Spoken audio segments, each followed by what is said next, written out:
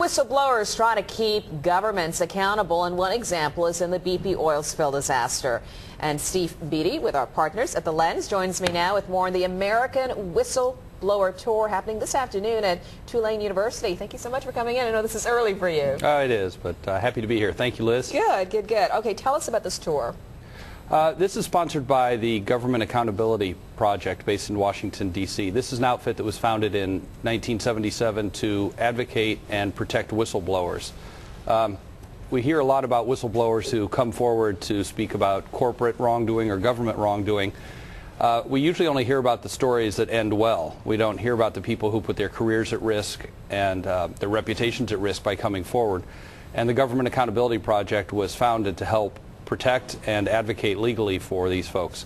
So they're on a national tour to encourage and promote whistleblowing and explain how people's truthfulness and their desire to come forward will ultimately benefit society and government. And they're bringing that to Tulane University today. What time is that happening? That happens at 4 o'clock today at the, at the Lavin Burnick Center on Tulane's campus. It will feature a diver who dove into the BP oil plume about 2 weeks after the disaster happened. His name is Scott Porter. He was contracted by the National Oceanic and Atmospheric Administration to dive in and test toxicity levels in the plume. He was told that it was relatively safe, and he claims that he was not given enough warning by this federal agency to ask him to dive. As a result of his dives, he was almost immediately nauseated. He developed rashes and then ended up with some level of memory loss. And he's come out to blow the whistle on this federal agency and to look for some relief in that regard. And what is the latest with him? What became of him? Like, where is he now in terms of employment? And he works with a group called Eco Rigs, which is does biology and diving work. He's still in the area. He's from Homa. He'll be joining us on tonight's panel along with Sandy Rosenthal, the founder of levees.org, who advocates for education on what happened after Katrina. She certainly blows the whistle on the media if you say that the floods were related to Katrina when in fact it was an engineering failure. Right. We'll also be joined by a gentleman, the legal director of the Government Accountability Project, and Susan Hudson, the city's independent police monitor, will be there.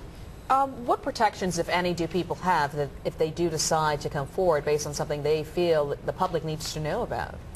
There's more than a century-old law that protects whistleblowers. It was strengthened significantly by Congress in 1986.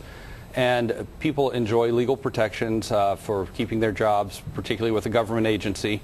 And more importantly, there are some benefits that can be derived if you sue on behalf of the federal government, as was the case with a couple auditors for the Orleans Parish School Board.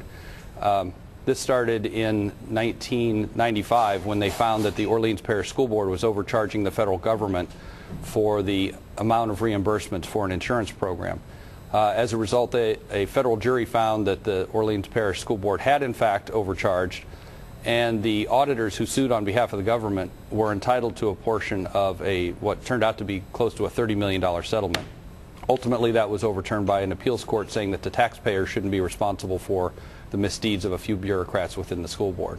Okay, well, thank you so much for coming in and shedding light. It's the American Whistleblower Tour happening this afternoon at Tulane University at 4 p.m. Yes, that's sponsored by Tulane, the Government Accountability Project, and an organization here in town called the New Orleans Coalition on Open Governance that the Lens is part of. Okay, thanks a lot, Steve, for sharing that with us. You're welcome.